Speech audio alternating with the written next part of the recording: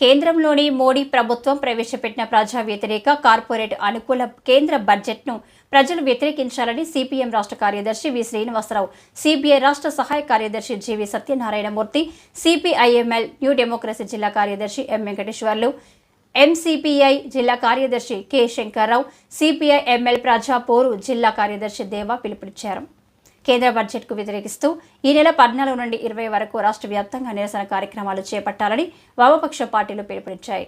దీనిలో భాగంగా నేడు జీవీఎంసీ గాంధీ విగ్రహం వద్ద వామపక్ష పార్టీల ఆధ్వర్యంలో పెద్ద ఎత్తున నిరసన కార్యక్రమం జరిగింది.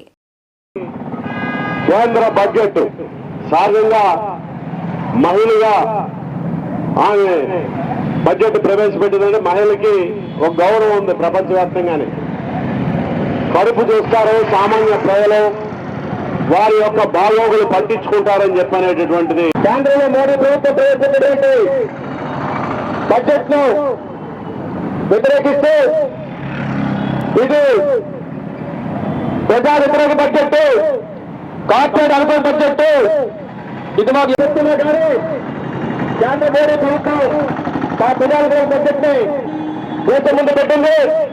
దీనికి వ్యతిరేకంగా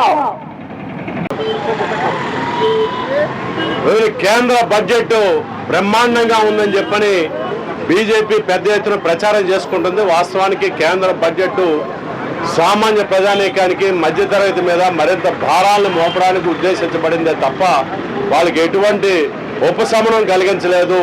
ఆఖరికి ఆదాయ పన్నులో కూడా పెద్దగా ఉపశమనం లేదని చెప్పని ముందు 12 లక్షలకి మేము వరకు ఆదాయ పన్ను కట్టాల్సిన అవసరం లేదని చెప్పని ప్రచారం చేసుకున్నారు. కానీ అదేమీ పెద్దగా ఉద్యోగులకి ఉపయోగకరంగా లేదన్నది తర్వాత వాస్తవంగా లెక్కలేసిన తర్వాత తెలిసినటువంటి నేపథ్యంలో ఈరోజు కార్పొరేట్లకు ఊడిగం చేసేటటువంటి పద్ధతుల్లోనే ప్రభుత్వం వ్యవహరిస్తుంది. దానికి అనుగుణంగానే ఈ బడ్జెట్ వచ్చిందని చెప్పని భావిస్తున్నాం. ఈ క్రమంలోనే మన రాష్ట్రానికి కూడా ఈ బడ్జెట్లో పెద్దగా ఒరిగిందేమీ లేనటువంటి నేపథ్యంలో రాష్ట్ర వ్యాప్తంగా వామపక్షాల ఆధ్వర్యంలో కేంద్ర బడ్జెట్కి వ్యతిరేకంగా ఈ ఆందోళన చేస్తా ఉన్నాం.